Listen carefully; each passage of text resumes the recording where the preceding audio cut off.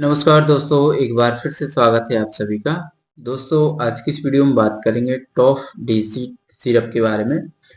इस सिरप के बारे में डिटेल में जानेंगे इसका कंपोजिशन क्या है, किस कंपनी का ये प्रोडक्ट है, कितना इसका प्राइस है, क्या-क्या इसके यूज़ और बेनिफिट्स होते हैं, कैसे ये दवा काम करती है, कितनी डोज पेशेंट को दी जाती है, क्या-क्या इस दवा के साइड इफ़ेक्ट हो सकते हैं और आपको क्या-क्या सावधानी ध्यान में रखनी चाहिए।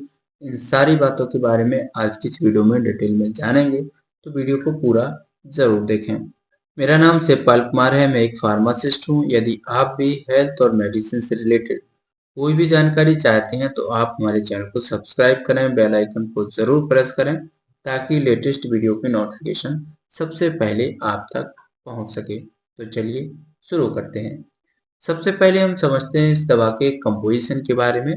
तो इसमें dextromethorphan hydrobromide 10 mg, phenylephrine hydrochloride 5 mg, chlorpheniramine maleate 2 mg की स्ट्रेंथ में प्रेजेंट है। कंपनी के बारे में बात की जाए तो मैनकाइंड फार्मा कंपनी का ये प्रोडक्ट है और प्राइस के बारे में बात की जाए तो 100 ml सिरप का प्राइस 102 रुपए है। अब हम समझते हैं इसके यूजेस और बेनिफिट्स के बारे में, कौन कौन सी समस्याओं के इलाज के लिए इस दवा का प्रयोग लिया जाता है। तो इस दवा का इस्तेमाल स्पेशली सर्दी, खांसी और एलर्जी से जुड़े लक्षणों के इलाज के लिए किया जाता है, जैसे कि सूखी खांसी, छाती में जकड़न, सांस लेने में कठिनाई, छींके आना, नाक बंद होना, नाक बहना, गले में खराश होना, इस प्रकार के लक्षणों को ये दवा ठीक करती है। अब हम समझते हैं ये दवा कैसे काम करती है। तो इसमें 3 दवाइयों का कंपोजिशन है।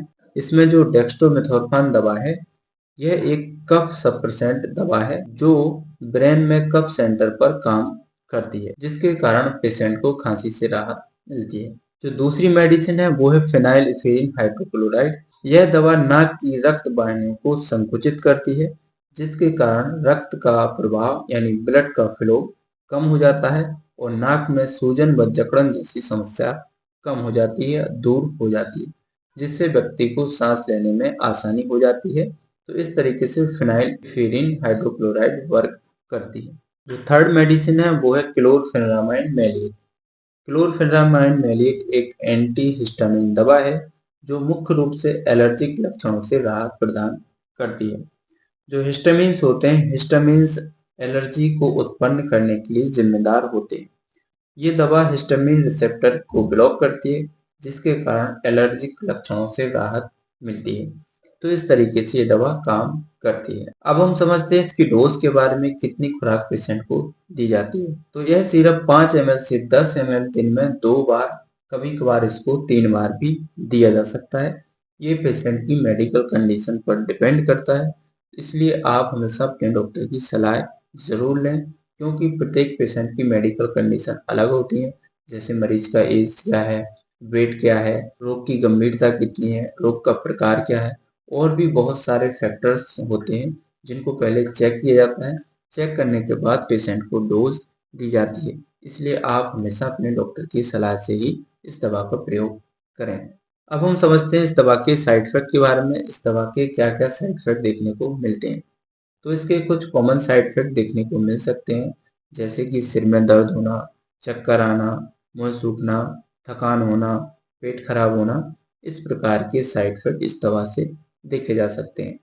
अब हम समझते हैं इसकी सावधानी के बारे में, आपको क्या क्या सावधानी ध्यान में रखनी चाहिए।